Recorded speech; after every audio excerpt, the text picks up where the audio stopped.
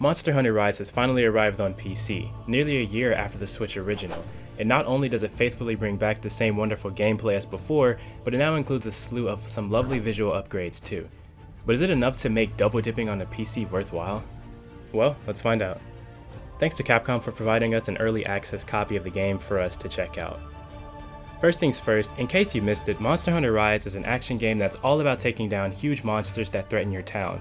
It's a very gameplay focused title where you'll spend a ton of time chasing monsters and hunting them down for their parts to craft strong armor and weapons. I personally found the gameplay loop very satisfying, which makes it incredibly easy to rack up dozens or maybe even hundreds of hours without even noticing, especially when you go on raids with your friends online. The game pulled me in and still has me wanting to jump in every now and then for another hunt to craft yet another piece of armor. Now this video is going to be more focused on the PC's port itself rather than the core gameplay, so make sure to check out our full review of Monster Hunter Rise for Nintendo Switch if you want to find out more about how the game actually plays. But when it comes to the PC version, the graphical difference was immediate, as the game looks amazing and it loaded up much faster for me too.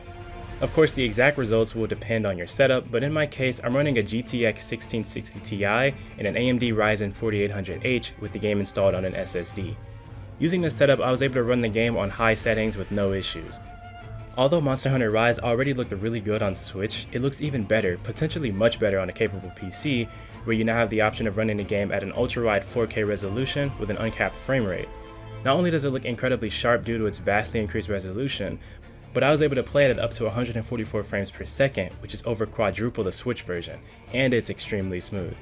And that's great for an action game, as the inputs feel a lot more natural and responsive. Unfortunately, I can't show you this in motion due to YouTube's 60 FPS cap, but rest assured it looks fantastic. In addition, you can enable options like high resolution textures, ambient occlusion, motion blur, lens distortion, and more. Messing around with these options can drastically change the look of the game. Using motion blur and depth of field gives the visuals an almost cinematic feel. There are also 6 visual filters that you can use to alter the look of the game even further, including black and white, sepia, black and white cinema style, sepia cinema style, a Japanese inspired style, and warring land style, which emphasizes the black and red colors on the screen. The cinema style filter even changes the audio of the game to simulate an old film, which is pretty cool.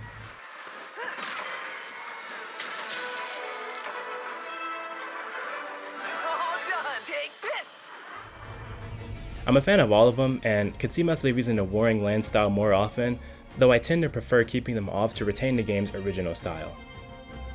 Now keep in mind that this is still a game built for the Switch, and you can see evidence of this at times, such as the unchanged character models, or how parts of the game like the title screen and cutscenes still run at 30 FPS with lower graphical settings, which is a little jarring, but those elements aside, what Capcom has done here is really nice. Control-wise, I was happy to see that this game supports PS4, PS5, Xbox One, and of course Nintendo Switch controllers, with the option to change the button notation to match. All of the controllers felt comfortable to play with, and the Pro Controller felt identical to the Switch version, aside from my Y and X button swapping functions. Mouse and keyboard controls work perfectly fine, however I didn't find the default controls very easy to get used to, and because I put in lots of hours on the Switch version, I'm likely going to continue using a controller for this game. Another big plus is that the PC version has all of the content that the Switch version had released over the past year, such as the Sonic and Street Fighter event quests, which will be available at launch on PC, and that's great. Now there's a lot more to do as soon as you start playing.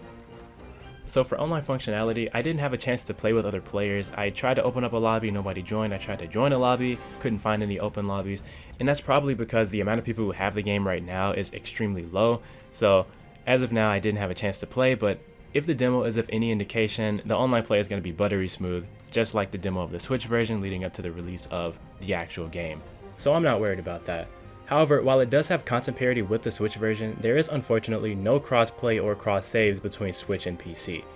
The developers stated that they weren't able to implement any kind of cross-progression at this time, so if you're like me and you've been playing Rise for a while on Switch already, over 100 hours in my case, you'd have to start all the way over completely if you want to play on PC.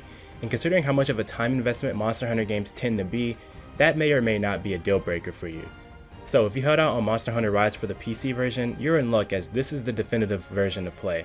It has all the same content and looks better than ever thanks to the new graphical features and the super high frame rate. But for as good as it looks now, it's probably not enough to warrant upgrading if you already sunk a ton of time into it on Switch, especially since you'd have to start over from scratch on PC. It's still a great looking game on the system, and while the PC version is better, I don't think it invalidates the Switch version. And to prove my point, here's a comparison of both the Switch and the PC version.